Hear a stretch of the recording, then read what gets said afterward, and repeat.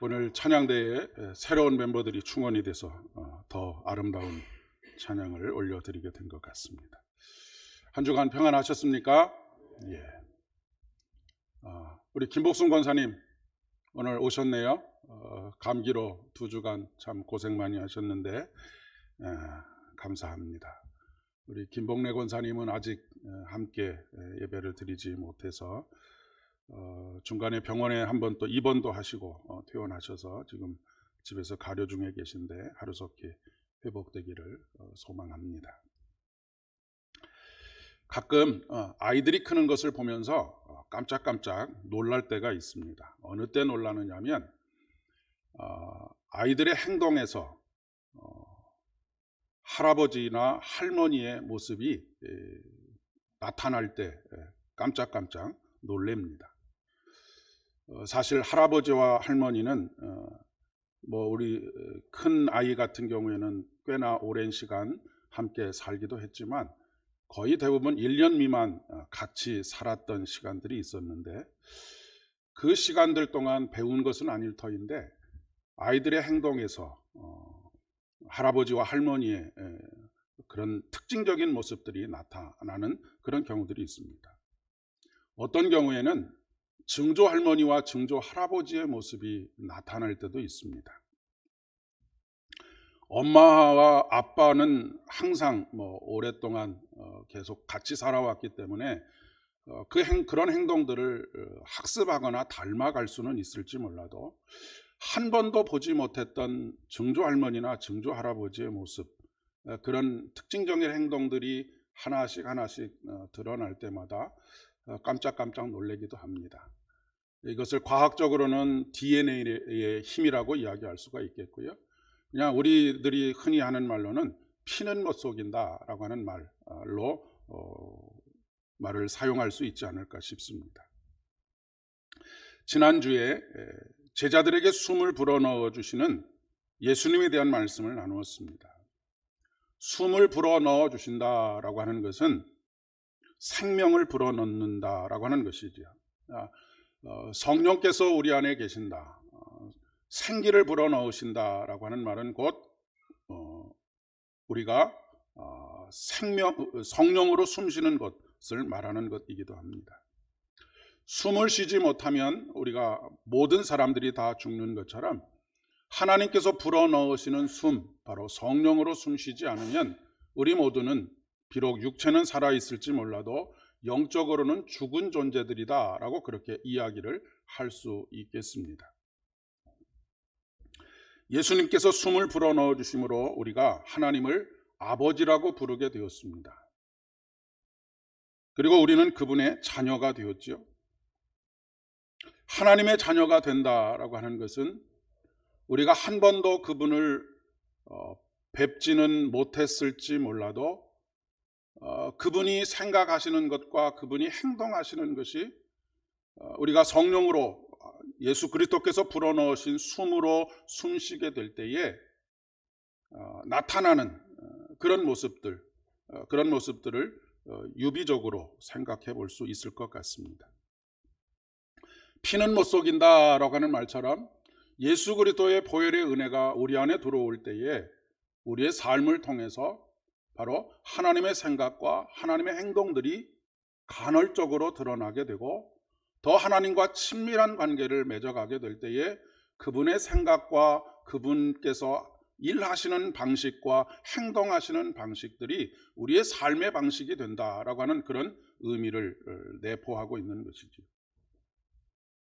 사도행전 2장에 보니까 성령이 제자들에게 임하셨을 때 제자들이 어떻게 말하기 시작했다라고 기록하고 있느냐면 성령께서 말하게 하심에 따라 말하기 시작했다라고 하는 것입니다. 이번 주일은 성령 강림절 후 2번째 주일이면서 동시에 삼위일체 주일입니다. 오늘 창세기 본문도 그렇고 고린도 후서의 본문도 그렇고 또한 마태복음의 본문도 이 삼위일체 하나님의 일하시는 방식에 대한 것을 기록하고 있습니다. 우리가 창세기 본문은 창세기 2장 1절로 4절까지의 말씀만 봉독했지만 오늘 본래 창세기의 본문은 창세기 1장부터 2장 4절까지의 말씀입니다. 하나님께서 어떻게 일하시는지를 자세히 기록해 놓은 책이 바로 창세기의 기록이고, 또 고린도 후서와 마태복음에서 우리에게 가르쳐주고 있는 말씀이라고 이야기할 수가 있겠습니다. 여러분이 잘 아시는 것처럼 창세기 1장과 2장에 걸쳐서 하나님의 창조의 이야기들이 기록되어져 있는데, 성부 하나님께서 말씀으로 세상을 창조하십니다. 이 말씀은 곧 예수 그리스도이지요. 말씀이 곧 육신이 되셔서 이 땅에 오셨습니다. 그리고 하나님의 영이 수면 위에 운행하시더라 라고 하는 말씀을 통해서 이 하나님의 영이 성령 하나님이신 것을 말씀하고 있습니다. 이 창조의 사역이라고 하는 것은, 창조의 이야기는 성부 하나님 홀로 하신 일이 아니고 성부 하나님과 성자 예수 그리스도와 성령 하나님께서 함께 삼위일체가 되셔서 이루신 참으로 놀라운 일이시다라고 하는 것을 우리에게 말씀해 주고 있는 것입니다. 삼위일체 하나님은 홀로 일하지 않으십니다. 삼위일체 하나님으로서 일하시는 것이죠. 그런데 이 삼위일체 하나님은 성부 하나님, 성자 예수 그리스도, 성령 하나님, 이렇게 삼위를 말하고 있지만 제1위인 성부 하나님과 제2위인 성자 예수 그리스도, 제3위인 성령 하나님, 이 세 분은 순서가 있는 것이 아닙니다. 그 안에서는 높음과 낮음이 있는 것이 아니라는 말씀입니다. 그저 그 안에, 성삼위 하나님 안에는 은혜와 사랑과 사귐이 있을 뿐입니다. 은혜와 사랑과 사귐 속에 질서가 있는 것이죠. 이 질서는 서로에 대한 존중으로 나타나게 됩니다.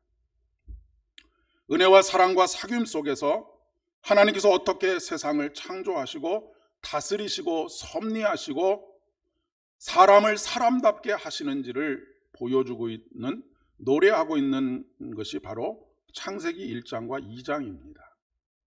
우리는 보통 창세기 1장과 2장을 역사책을 보는 것처럼 그렇게 읽어내려가지만 본래 창세기 1장과 2장은 시편입니다. 하나님의 놀라운 영광을 노래하고 그분이 하신 일들, 그리고 그분이 어떻게 일하시는가라고 하는 것을 온 세계 만물을 바라보면서 깨닫고 감탄하고 노래하는 것이 바로 창세기 1장과 2장에 기록되어져 있는 믿음의 고백들인 것이지요. 오늘 함께 교동문으로 읽은 시편 8편의 말씀이 바로 그런 것입니다. 하나님은 인간을 하나님보다 조금 못한 존재로 만드셨다라고 그렇게 말씀하시고, 그에게 영화와 존귀로 관을 씌우셨다라고 말씀하십니다. 하나님보다 조금 못한 존재로 만드셨다라고 하는 말은 세상의 모든 피조물 중에 피조물로 만드셨다라고 하는 것입니다. 영화와 존귀로 관을 씌우셨다라고 하는 것이죠. 그리고 또한 주의 손으로 만드신 것을 다스리게 하셨고 만물을 그 밑에 두셨다라고 노래하고 있습니다. 여기서 말하는 다스린다라고 하는 것은 통치한다라고 하는 것이고, 교회의 용어로는 치리한다라고 그렇게 이야기할 수 있겠습니다. 그러나 인간이 이 다스린다라고 하는 말을 오해하고 곡해하고 왜곡하고 욕망과 결합해서 이 권세를 가지고, 이 다스리는 권세를 가지고 땅을 착취하고 자연을 파괴하는 결과를 낳게 되었습니다. 이것이 바로 죄가 우리에게 들어옴으로 말미암아서 하나님과의 관계가 파괴된 이후에 사람과 사람의 관계가 파괴되어지고 사람과 자연, 피조물과의 관계가 파괴되어지는 것을 말해주고 있는 것입니다. 분명한 것은, 이것은 하나님께서 일하시는 방식, 하나님께서 다스리시는 방식이 전혀 아니라고 하는 말씀입니다. 하나님께서 인간에게 하나님의 자녀가 되는 권세를 주시고 모든 피조물들을 다스리게 하시는 데는 하나님께서 일하시는 방식에 따라서 모든 피조물들을 다스리게 하시는데, 하나님께서 관계를 맺어가시고 세상을 다스리시는 방식이 어떤 방식이냐면 예수 그리스도의 은혜와 하나님의 사랑과 성령 안에 있는 사귐을 통하여서 세상을 다스리시는 것입니다. 그러니까 우리가 자연을 대하는 방식도 바로 은혜와 사랑과 사귐의 관계로, 그런 방식으로 자연을 대하고 자연을 관리하고 다스려 가야 한다라고 하는 것을 말하는 것이고, 인간관계도 이와 동일한 방식에 따라서 맺어가야 한다라고 하는 것을 말씀하고 있는 것입니다. 고린도후서 13장 13절의 말씀은 성도들에게 문안하는 사도 바울의 인사입니다. 우리의 관계가 어떠해야 하는지, 하나님의 관계를 통해서 우리의 관계를 유추해 볼 수 있는 그런 것을 말씀하고 있지요. 조금 전에 함께 봉독한 것처럼 주 예수 그리스도의 은혜와 하나님 아버지의 사랑과 성령의 사귐, 성령의 교통하심입니다. 마태복음 28장 19절의 말씀에도 성부와 성자와 성령의 이름으로 세례를 주고라고 말씀하고 있습니다. 이 말씀은 우리가 제자를 삼는 과정, 사람들과의 관계를 맺어가는 모든 과정들이 성부 하나님의 사랑과 성자 예수 그리스도의 은혜와 성령 하나님의 교통하심, 사귐의 방식으로 맺어가야 한다라고 하는 것을 말씀하고 있는 것이죠. 오늘은 특별히 임직자 선거가 있는 날입니다. 임직자를 뽑는다라고 하는 것은 교회의 지도자를 뽑는 것입니다. 그리고 교회의 지도자는 다스리는 자입니다. 앞에서 말씀드린 것처럼 치리하는 사람들입니다. 삼위일체 하나님께 순서가 있는 것이 아닌 것처럼 직분을 가진 사람과 그렇지 못한 사람 사이에는 높고 낮음이 있는 것이 아닙니다. 오히려 성부 하나님, 성자 예수 그리스도, 성령 하나님께서 높고 낮음이 아니라 은혜와 사랑과 사귐으로 관계를 만들어 가듯이 그렇게 관계를 만들어 가라고 명령받고 권한을 위임받은 사람이 바로 임직자라고 하는 것입니다.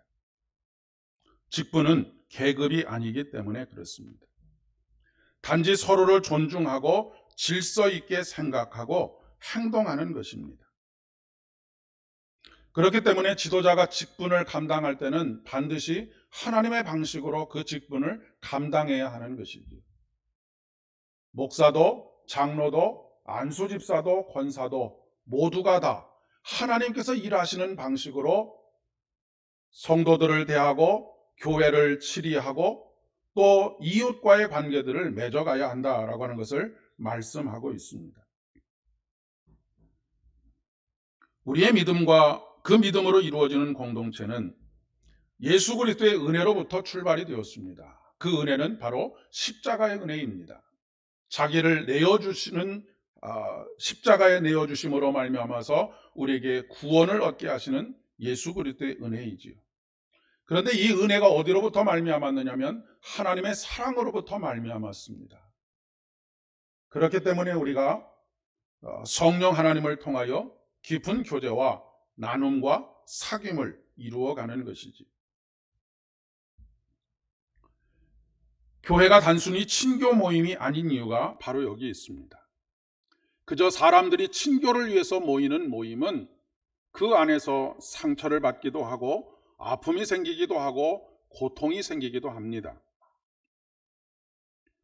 왜냐하면 성령이 그 안에 계시지 않기 때문에 그렇습니다. 우리가 성령으로 일하지 않으면 다툼이 생깁니다. 갈등이 생깁니다. 하지만 성령으로 일하게 되면, 성령으로 관계를 맺어가게 되면 거기에 진정한 사귐과 나눔과 교제가 있게 되는 것이죠. 성령으로 교제하게 될 때 갈등이 사라지고 오해와 왜곡이 사라집니다.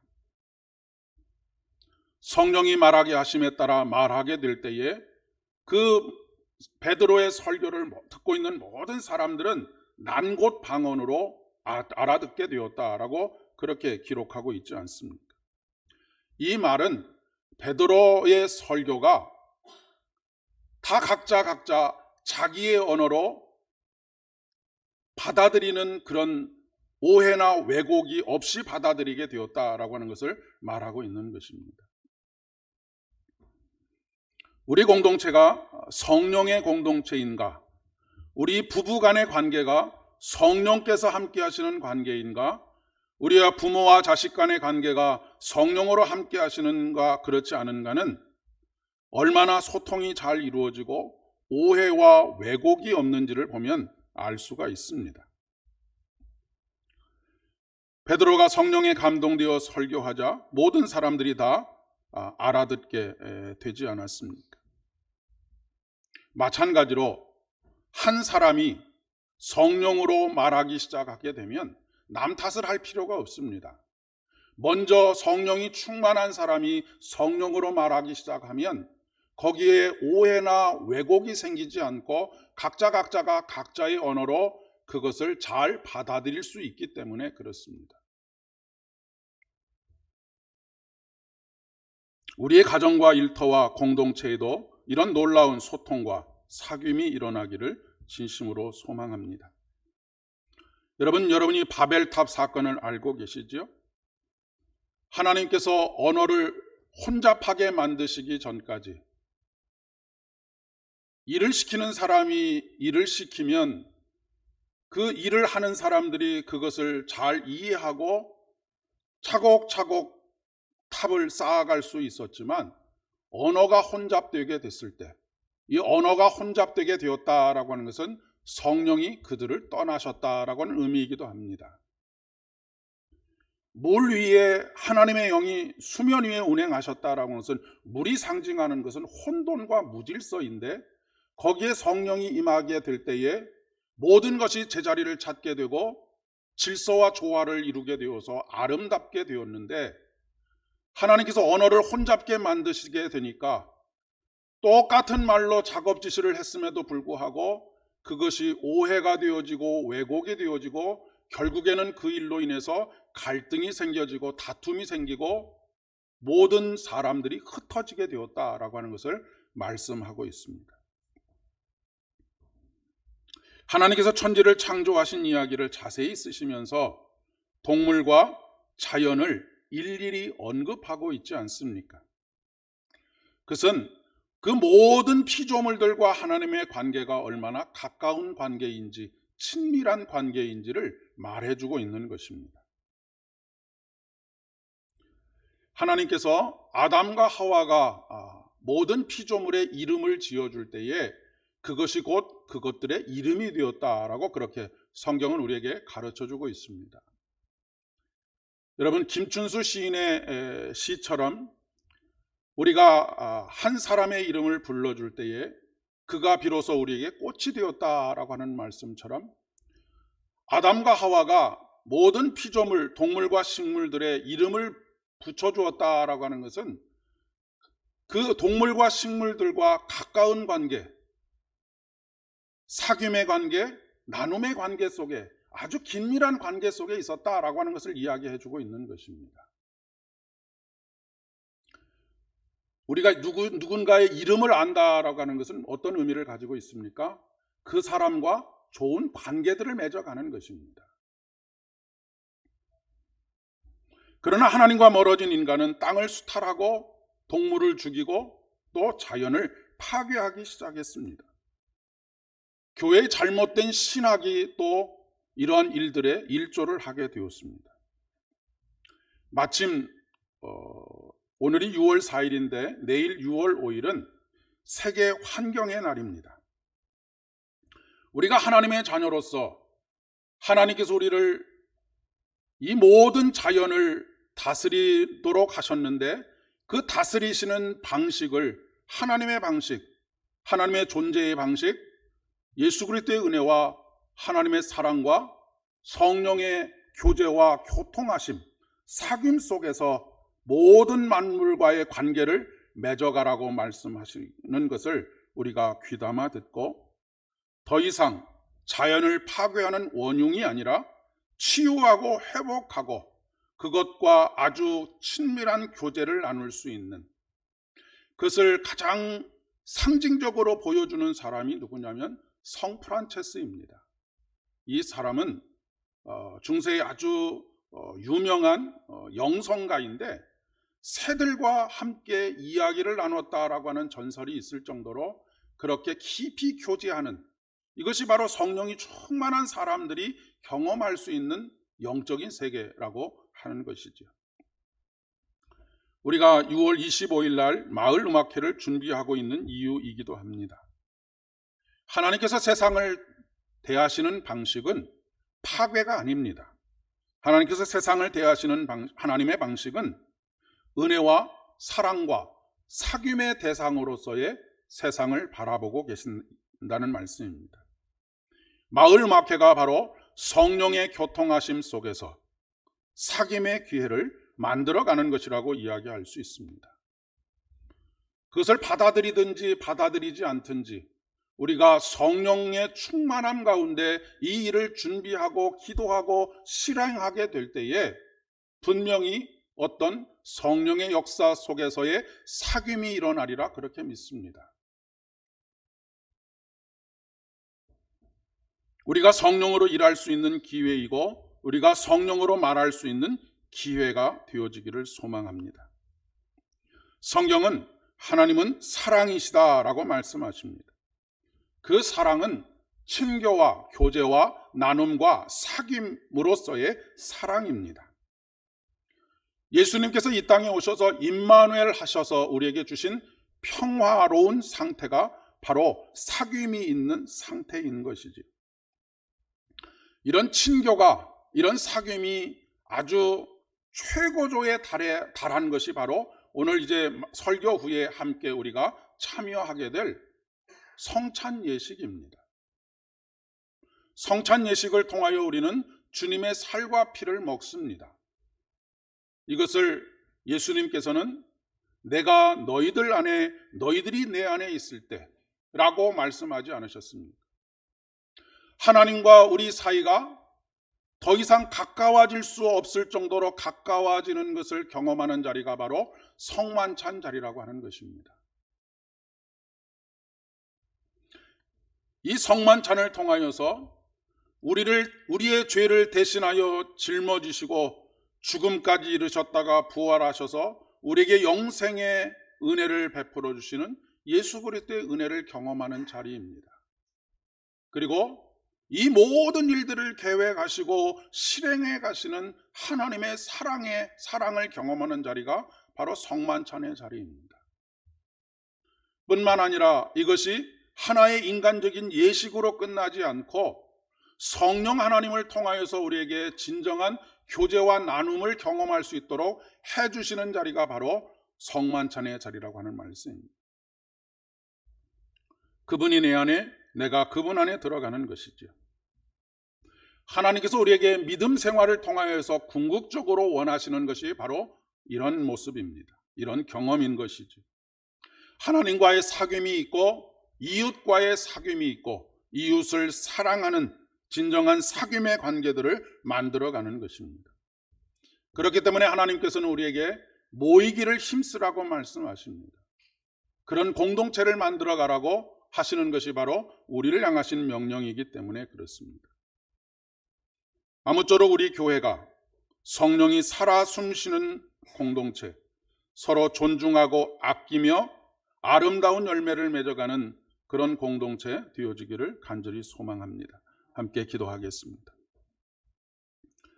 은혜가 풍성하신 참 좋으신 아버지 하나님, 오늘도 귀한 은혜 베풀어 주시고 예배의 의미를 더욱더 깊이 깨닫게 하시고 우리가 어떻게 하나님과의 관계를 맺어가야 하며 우리가 하나님의 방식으로 어떻게 일하며 관계를 맺어가야 할지를 깨닫게 하여 주시니 진심으로 감사를 드립니다. 하지만 우리는 여전히 연약한 가운데 있음을 고백합니다. 하오니 성령 하나님께서 우리를 도우시고 우리의 발걸음 한 걸음 한 걸음을 날마다 인도하여 주셔서 성령 안에서 진정한 사귐과 교제가 있게 하시고 아름다운 열매 맺는 삶을 살아갈 수 있도록 도와주시옵소서. 예수님의 이름으로 기도드립니다.